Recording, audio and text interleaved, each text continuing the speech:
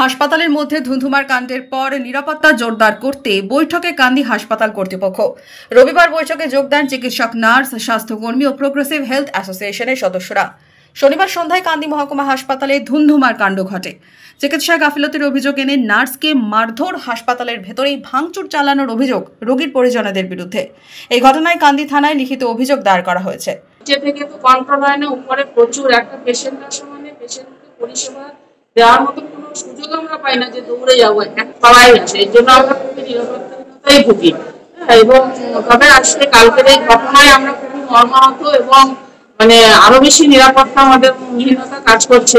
আজকের দিনে যারা এসেছেন অ্যাসোসিয়েশন থেকে, তারা আমাদের যে সাপোর্টটুকু দিচ্ছে, তাতে আমরা আশা করছি যে ওনারা যদি এই ব্যবস্থাটা করতে পারেন তাহলে আমাদের পক্ষে অনেকটা আমরা রবিবার হাসপাতালে আসেন প্রোগ্রেসিভ হেলথ অ্যাসোসিয়েশনের সদস্যরা। কি জানাচ্ছেন তারা? নিরাপত্তা ব্যবস্থা সব জায়গাতেই জোরদার করার রয়েছে। এরপরেও যদি কিছু গাফিলতি মনে হয় যে কোনো জায়গাতে হচ্ছে, তাহলে সেক্ষেত্রে তার স্পেসিফিক ব্যবস্থা নেওয়া হবে। সেটা মুখ্যমন্ত্রী সেটা কালকে অলরেডি এসএসকে যে ভিডিও কনফারেন্স সেখানে বলেছেন। তো নিরাপত্তার ব্যবস্থা কিন্তু সব জায়গাতেই যথেষ্ট আঁটোচাটো আছে এবং যারা এক্স আর্মিম্যান তারাই এখানে অ্যাপয়েন্টেড আছেন। কাজে নিরাপত্তা ব্যবস্থাতে খুব যে গাফিলতি আছে তা নয়। পরিষেবা আরো উন্নত হবে। তো সেখানে আপনারা একটু সুশৃঙ্খল ভাবে আসুন, সুশৃঙ্খল ভাবে পরিষেবা নিন।